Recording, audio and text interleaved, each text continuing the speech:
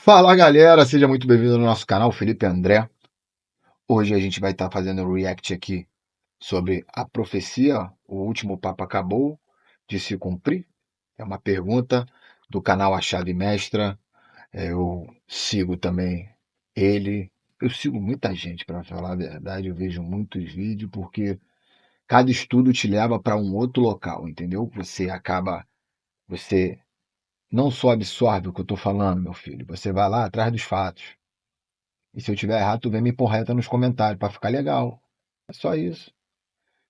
A ideia aqui do nosso canal, vou reforçar, é você começar a correr atrás da pesquisa e pesquisar o assunto. Eu não vou lembrar muita coisa de cabeça, outras eu vou, mas são muitos assuntos que se estudam para você ter um conhecimento mais aprofundado de como que o momento chegou, que esse momento que a gente existe chegou, e como ele vai ser transformado, está sendo transformado no momento, quer você queira, quer você não queira. O mundo vai passar por uma transformação muito grande. E então a gente tem que estudar diversos assuntos para a gente entender da onde vem tudo isso, aonde é a fonte disso tudo, desse costume, dessas crenças, desses valores que nós absorvemos até hoje. Então, eu vou estar dando uma olhada nesse vídeo, fazendo um react. Mas antes, deixe seu like, se inscreva aqui no meu canal, dá uma moral, pô. Qual é? Trazendo conteúdo aí. Vamos ver o nosso vídeo.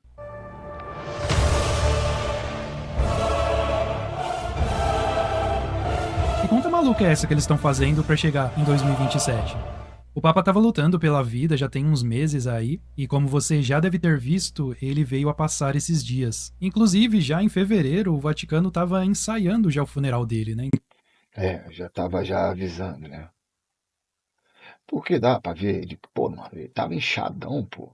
Falando fisicamente do Papa, nada contra a crítica de nada por enquanto. Só testando uma coisa visual. Literalmente já tava de cadeira de roda, já tava bem debilitado o Papa.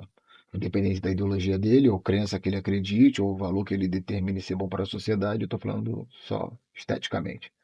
Já tá idoso, tá avançado. Não morreu, né, compadre? Descansou. Ou não, né? Não sei para onde ele foi.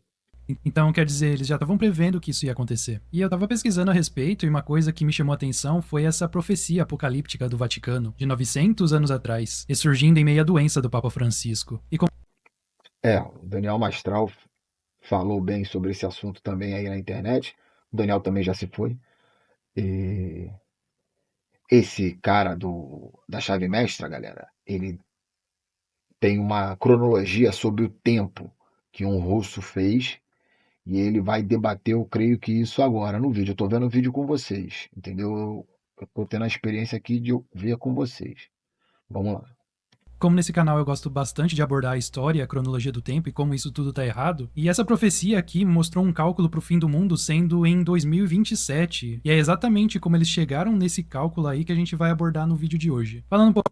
Assim como os Inca também, ninguém tem muita certeza como a passagem do tempo se determina, uma vez que desde o reinício da história ninguém ficou muito contando quanto tempo está passando no dias, noite e tal, porque antigamente era tudo cosmologicamente, ou seja, você olhava para o céu, você sabia é, o período de tempo em que o Sol ficava Sol de dia. E pela Lua você sabia mais ou menos a função dos astros, em que momento da estação você ia estar vendo e vivendo, e quantas luas se contavam também. Cada troca de lua também é uma semana. Então fica mais fácil de você estar podendo acompanhar isso aí, né? Só a gente aqui no Brasil que Portugal também, segunda, terça, quarta, quinta e sexta. Na Espanha, nossos vizinhos aqui, as constelações, Lune, Mercúrio, Marte, entendeu? Saturno. Então a gente também tem que trazer o que é Saturno também para vocês entenderem por que tem o dia de Saturno. Nos Estados Unidos é o Saturday, né? É o dia de Saturno. E o Saturno na cronologia também é muito importante.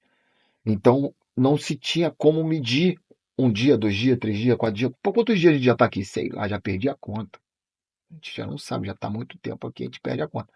Então, a partir disso, tentou-se colocar uma linha do tempo de que demore tantos anos e X anos. Agora, precisamente o que a gente tem, de quantos anos a gente tem, esquece. A única coisa que a gente tem correto sobre isso está lá na nossa live, 7 horas, que conta o tempo através do relógio. Segundo aquela informação, o relógio estava na casa de Leão com Hércules, há 12.500 anos atrás, quando houve o dilúvio. Assim acredita aquela crença, baseado nas constelações e nas construções feitas naquela época. É baseado. Agora, quantos dias a gente não sabe. Legal. Dá para saber pelo movimento das estrelas, como eu falei, aproximadamente quantos anos. Entendeu? E de tempos em tempos vai dando uma merda na Terra de acordo com essa cronologia. Já aconteceram outras coisas na Terra nesse período, né? Tivemos uma era glacial, tivemos muitas coisas onde, né? Os povos atravessaram e tal. Segundo conta a cronologia, que eu também não creio que seja assim. Nossos povos eram muito mais avançados do que nós, entendeu? Então, voltando a esse raciocínio da linha do tempo, ele aborda esses assuntos no canal dele, entendeu? Muito bom, chave mestra. Um pouquinho aqui sobre o Papa, né? O Papa da América Latina que mudou a Igreja Católica. Por quê, né? Porque esse Papa era um pouco diferente, ele era um pouco mais progressista, né? Sua ascensão ao papado marcou muitas novidades. Francisco foi o primeiro Papa das Américas ou do Hemisfério Sul. Desde a morte de Gregório III, nascido na Síria, em 741, não havia um bispo não europeu em Roma. Ele também foi o primeiro jesuíta a ser eleito para o trono de São Pedro. Interessante aqui que ele era jesuíta, né? Falo bastante aqui dos os caras que fizeram parte da chamada Era dos Descobrimentos, né? Que na verdade eram redescobrimentos e saíam.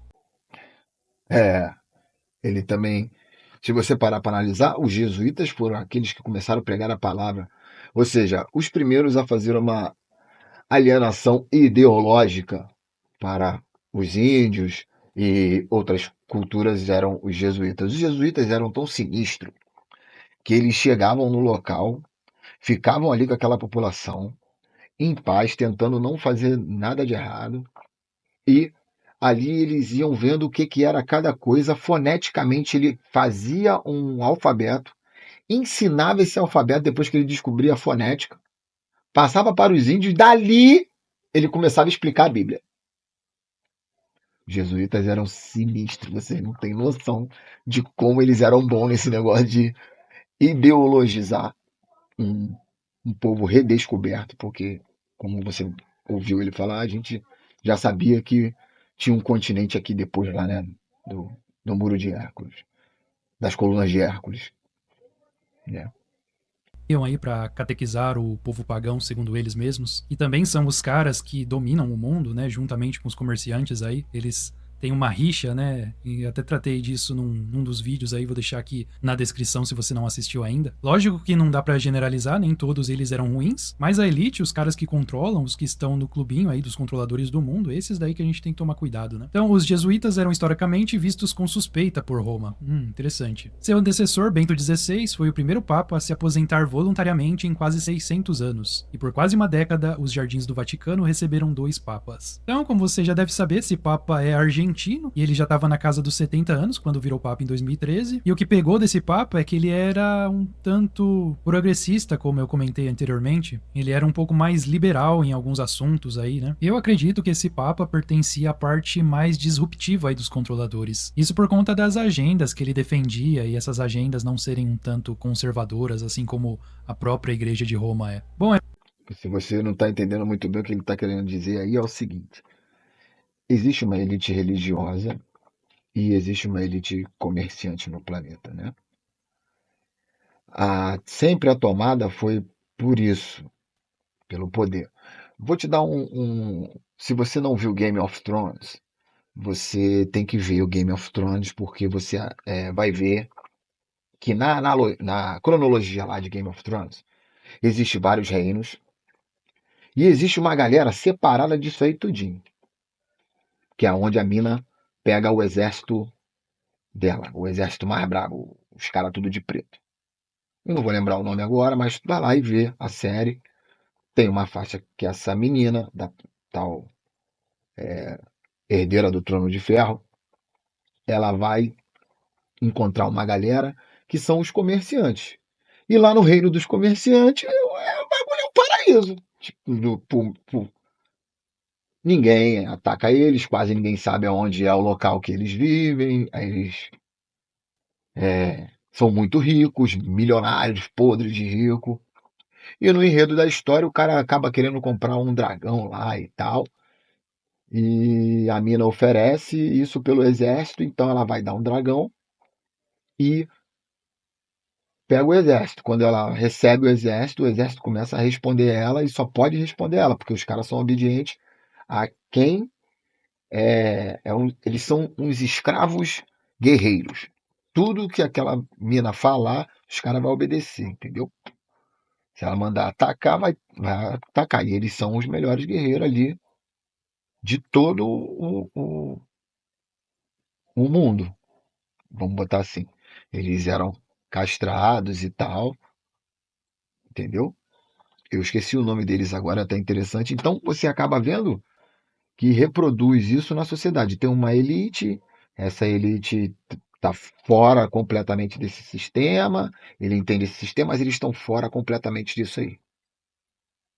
Eles não vivem dentro do mesmo sistema que eu, você, não vive. Eles vivem fora disso. E ali no Game of Thrones você vê legal como essa dinâmica funciona, né? Falando da parte dos comerciantes. E nós temos uma parte que é religiosa, que também tem no Game of Thrones, que é o tal do Pardal.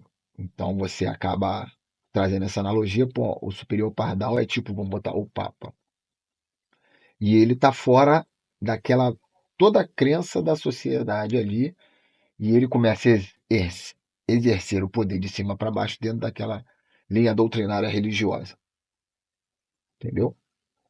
E ele acaba fazendo atrocidades, né? Então, você vê que ele vive um pouco fora desse sistema, porque eles têm uma vida meio que de nômade, eles não ficam sabendo muito de comida, bebida, é, a pura riqueza, esse tipo de coisa. Lá na série, né? Que eu tô falando. A Igreja Católica pegou tudo que tinha direito para pegar, profetizando a palavra de Deus. Falei, essa é a verdade. Infelizmente foi assim que aconteceu. Falando a palavra de Deus, eles foram se apropriando das riquezas ali, de muita coisa. Um dos maiores terrenos do planeta Terra se chama Igreja Católica. Todas as igrejas são do Vaticano. Os padres ganham um salário. Eles estão ali todo dia fazendo a obra de Deus. Entendeu? Não que seja ruim ou seja bom. Estou te explicando o movimento. Por isso que eu estou querendo dizer que eles vivem fora do sistema que eu e você vive. Entendeu? Os padres são bem remunerados. Eles têm uma vida assim, com pouca dificuldade, mas eles têm uma doutrina religiosa também que ajuda eles a ter uma vida não de muito luxo, não de muito chique. Tu não vai ver o padre querendo pô, dar um Rolex de ouro no bagulho, andar de Ferrari. Sou padre, sou brabo, sou tal. Difícil isso acontecer, entendeu? Muito difícil. Já no caso do protestante já é difícil. Então, vocês veem que eles são da mesma doutrina, mas vivem diferente. Também ganham alguns pastores, assim, os mais famosos e tal, ganham bem e tal. Então vive um pouco fora desse padrão, então eles estão pensando em outras coisas que já não é mais os bens materiais, né? Eu não conheço muito esse Papa, não pesquisei muito a fundo a respeito da vida dele, mas a gente sabe que para você entrar nesse clube aí dos controladores, você precisa fazer algumas coisas, né? Não é tão simples assim. Então, mesmo que a pessoa entre nesse clube com boas intenções, você tem que se adequar às regras do clube, né? Então, até aqui, ó, esperava-se que sua origem pouco ortodoxa ajudasse a rejuvenescer o Vaticano e revigorar sua missão sagrada. Mas, dentro da burocracia do Vaticano, algumas das tentativas de reforma de Francisco encontraram resistência, e seu antecessor, que partiu em 2022, continuou popular entre os tradicionalistas, né? Então, ele não conseguiu fazer muita coisa aí. Então, aqui o nome dele era Jorge Mário, de Buenos Aires, Argentina, gostava de dançar tango e era torcedor do time de futebol São Lourenço. E Você vê que o Papa encontrou resistência com outro Papa, o Bento, que era mais tradicionalista e não deixou muitas coisas deles avançar. O nome disso é política dentro da igreja, gente. É outro nome que deram? Não sei. É política dentro da igreja, politicagem. Vamos seguir com o vídeo. E por falar em futebol, as casas de apostas estão aproveitando esse evento aqui, ó. Bets do Vaticano. Sites de apostas lucram com a eleição do novo Papa. Os caras não perdem nem tempo, até com Caralho, os caras são sinistros mesmo. O ser humano consegue. Consegue. isso aqui, né? Aqui tem uma foto do Papa com o símbolo aqui do São Lourenço, né? Mas isso aqui foi só para você ter uma ideia de como era o Papa, quem era o Papa, né? Vamos pro que interessa agora, que é as profecias de São Malaquias. Será que elas sugerem que estamos vivendo no fim dos tempos? Vamos ver que profecia que é essa e do que ela se trata. A então profecia dos papas, a profecia de São Arcebispo Malaquias a respeito dos sumos pontífices, é uma série de 112 frases curtas e enigmáticas em latim que pretendem prever os papas católicos, junto com alguns antipapas, começando com Celestino II. Foi publicada pela primeira vez em 1595 pelo monge beneditino Arnold Wion, que atribuiu a profecia a São Malaquias, um arcebispo de Armagh do século XII. Então parece que até 1590 essa profecia aqui estava dando certinha e depois disso aí começou a dar ruim, né? Começou a divergir muito. Essa daqui é a página onde está a profecia, aqui em latim, né? A saúde do Papa Francisco gerou um interesse renovado em um livro de 900 anos, conhecido como a Profecia dos Papas, que afirma prever o ano do dia do juízo final. Bom, para aqueles que precisam revisar as suas escrituras, o dia do julgamento, também conhecido como julgamento final, ou a segunda vinda de Jesus Cristo, é o dia em É o dia do apocalipse, né? É o princípio das dores, é esse papo todo aí que a gente já tá ciente de para onde vai e de onde vem, né? Porque não vem simplesmente de um local só. Todas as civilizações têm meio que uma profecia sobre os últimos dias, que é como eu falei, né?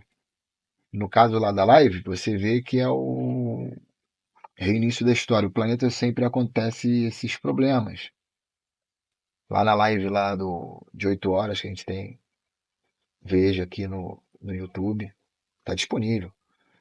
Fiquei 8 horas em live vendo esse assunto, que ele é bem que a base de tudo. Você acaba vendo que tudo é intrinsecamente ligado àquilo ali.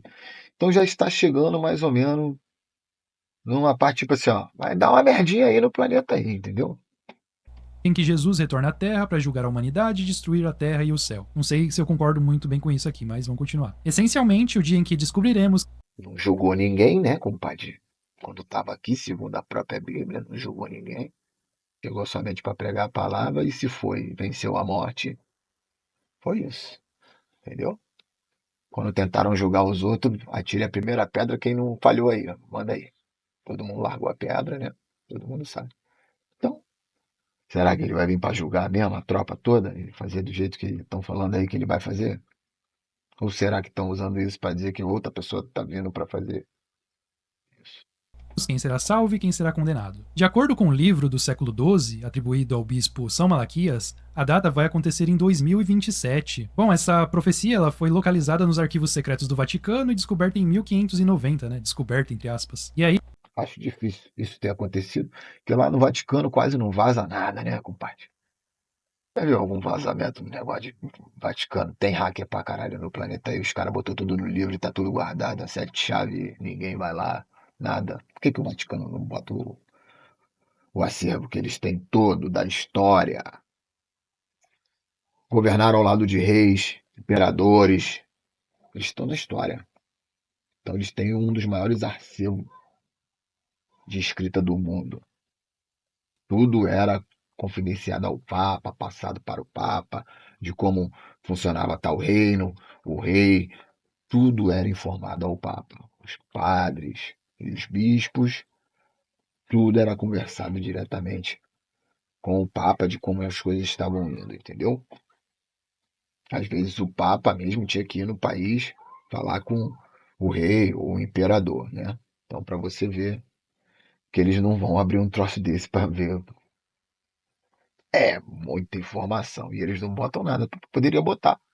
Qual o problema? Aconteceu há muito tempo. Era uma outra época, era uma outra vibe, era outra coisa. Acho que, para conhecimento geral, esse daí poderia ser tudo digitalizado. Ficaria uma maravilha para a gente poder. Ah, já imaginou trazer todas essas conversas que eles tiveram ao longo 2.000 anos, tudo guardado lá, ou que tiver guardado, muita coisa. Pô, seria ótimo. E desde que o Papa começou a ficar doente, o pessoal começou a comentar sobre essa profecia aqui, que ele poderia ser o último Papa e que o próximo seria Pedro o Romano. Agora essa aqui é a parte mais intrigante, tá? O mandato do Papa Sisto começou 442 anos após o governo do primeiro Papa. Ou seja, vamos começar a ver agora o que ele estuda no canal dele, que é o problema cronológico das datas. Nesse canal ele não acredita que a data está correta. Eu já expliquei por que, que a data não vai bater e é difícil de bater mesmo. Tem jeito. Mas ele dá uma outra explicação disso.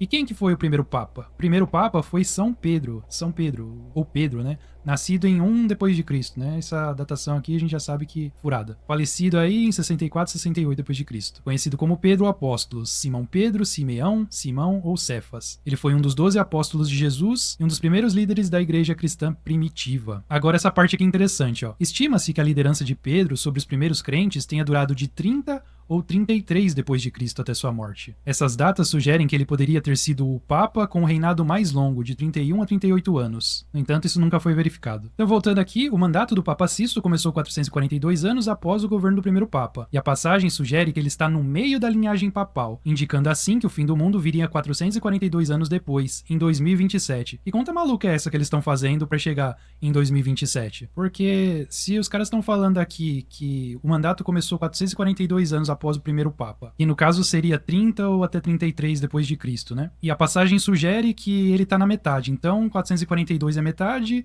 e o fim do mundo ia vir 442 anos depois. Ou seja, se a gente somar esses dois aqui, dá 884. Se a gente pegar 2027 e tirar 884, vai dar 1143. Ou seja, parece que a cronologia do Fomenko tá certa então, né? Porque o Fomenko diz que ele viveu na Idade Média, só que a conta aqui não tá muito certa, né? O Fomenko diz que ele viveu aí em 1150, né? Então, В данном случае получилась дата. Esse é a Vicente Fomenko, é o russo que questiona a numerologia, o calendário como é contado pra gente. Esse cara aí, o russo, é o que eu falei, esse cara da chave mestra, ele trabalha nessa parte da cronologia histórica.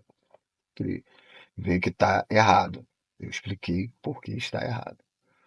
E esse Fomenko, ele também começou a fazer como os egípcios faziam, tá lá na nossa live, vai lá ver. Ele começou a ver através do céu e começou a olhar para trás de quantos em quanto tempo muda a estrela, as estações, onde tiveram os eclipses, que os eclipses acontecem de tempos em tempos, e aí ele começou a puxar o fio dessa meada toda aí, entendeu? Para tentar acertar, ser mais preciso na cronologia histórica. Которая вызвала в свое время, когда была обнародована, большой шок из научной широкой общественности. Оказалось, что это отнюдь не первый век нашей эры, как предполагалось априори, а где-то как раз 12 век нашей эры, там плюс-минус по 50 или 100 лет максимум. Этот датировок идеально совпадает с нашими результатами, с датировкой жизни Христа 12 веком нашей эры. Os especialistas tendem a acreditar que as descobertas do laboratório de Oxford foram as mais precisas. Cientistas britânicos indicaram um intervalo de datação mais curto, de 1090 a 1265. Além disso, alguns artigos até indicam o ano em que o Sudário de Turim foi datado com precisão, 1150. O Sudário de Turim, 1150. Em 1150 que foi feito, né? Vamos lá agora. Bom que ele sempre traz as teses e fazendo a matemática. Tu viu que deu errado lá logo de cara. Aquela conta ali, da onde eles tiraram aquele número, né? Mas chegou perto, aí, 1143, então tá uma datação aí um pouco precisa, né, se a gente for ver por esse lado. Esse número 1143 me chamou muita atenção por conta aí da cronologia do Fomenko, que é o que eu estudo aqui, eu estudo Tempo Fantasma, que inclusive, se você não conhece, eu vou deixar aqui na descrição, onde eu abordo como a cronologia do tempo foi modificada, como eles adicionaram mais de 1000 anos na datação correta, e como Cristo viveu na Idade Média também, e o porquê que esses quadros da Idade Média retratam Jesus branco, naqueles cenários medievais, tudo isso eu trato lá no Tempo Fantasma, tá bom? Vou deixar o link na descrição pra você conhecer. A última passagem do livro diz, na perseguição final da Santa Igreja Romana, reinará Pedro o Romano, que apacentará seu rebanho em meio a muitas tribulações, após as quais a cidade das 7 colinas será destruída. Porque essa cronologia dá pra ver que esse tempo tá meio errado, isso aí, né? Dá pra ver que tá errado. Muita coisa aí que contaram dentro da história do tempo tá completamente equivocado. E o terrível juiz julgará o povo. Fim. Então é que eles dizem que a cidade das Sete Colinas se refere a Roma, e alguns interpretam a última passagem como Pedro assumindo o cargo de Papa no lugar de Francisco, devido à doença pulmonar aí que levou à passagem desse último, né? Tornando assim Francisco o último Papa. Quase esqueci de falar essa parte aqui, né? Cada descrição da profecia indica uma característica que identifica cada futuro Papa, começando com Celestino II, eleito em 1130. Olha que interessante essa datação aqui, né? Em alguns casos, as descrições atingiram o alvo de uma forma estranha. Elas levaram a séculos de especulação sobre a possibilidade da profecia ser real. Por exemplo, a descrição do futuro João 22, que foi aqui nos 1300, é de Sutore Osseo, do sapateiro ossudo. Esse papa era filho de um sapateiro e seu sobrenome era Ossa. Então bateu aqui com a descrição da profecia. Em outro exemplo, Lilium et Rossa foi a frase usada para descrever o papa que seria Urbano VIII, aí que nos 1600, cujo brasão de família era coberto de lírios e rosas. Lilium et Rossa. E aí a profecia de Malaquias foi posta em dúvida pelo fato das descrições se tornarem vagas a partir do século XVI, justamente quando os caras começaram a modificar a história, né? Do século XVI, né? Então, em 1600, aconteceu um fato e que começou a mudar a cronologia, né? Começou a ter um problema cronológico. Dali mudou, aumentou-se a passagem do tempo. Mais ou menos na época que a profecia foi descoberta, entre aspas, nos arquivos romanos, mas houve algumas coincidências significativas nos tempos modernos. A expressão pastor et nauta, que significa pastor e marinheiro, foi atribuída a João 23. Esse papa era originário de Veneza, que é uma cidade de marinheiros. E o dia que ele assumiu o cargo indicou que o objetivo de seu pontificado era ser um bom pastor. Né? Houve muitos outros erros, descrevendo os papas que sucederam João 23. Tem a frase flor das flores, da meia-lua e do trabalho e do sol. Nenhuma das quais é uma conexão óbvia. Um pouquinho aqui sobre Pedro o Romano, não fala muito, né? Mas na profecia diz que na perseguição final da igreja romana, o Pedro vai se sentar e ele vai pastorear suas ovelhas em muitas tribulações, e quando essas coisas terminarem, a cidade das Sete Colinas, que é Roma, vai ser destruída. E o terrível juiz julgará o seu povo. Fim. Então não se fala muito sobre esse Pedro Romano, só isso aí que eu. É, tinha que dar pelo menos mais indício, né? Tipo assim, não de atributos físicos, mas com fatos como, tipo assim, a passagem das dores, vai acontecer tal coisa, o sol vai ficar de tal jeito, a lua tal, uma coisa nesse sentido. Só falar o nome do cara é realmente quase impossível a profecia. Mas se acertar, acertou, né? Jogou para Deus e foi. Que eu acabei de ler na profecia. Mas o mais interessante, como eu falei, foi essa datação aí da Idade Média, cara. Isso aí bateu em cheio com a datação do Fomenko. Mas eu quero saber a sua opinião a respeito. Você acha que esse Papa foi o último e o próximo que vai entrar vai ser já o Pedro, o Romano, em 2000? É isso aí, galera. Faz aqui, ó. Vou fazer. Gosto do canal do cara. O canal do cara é bom.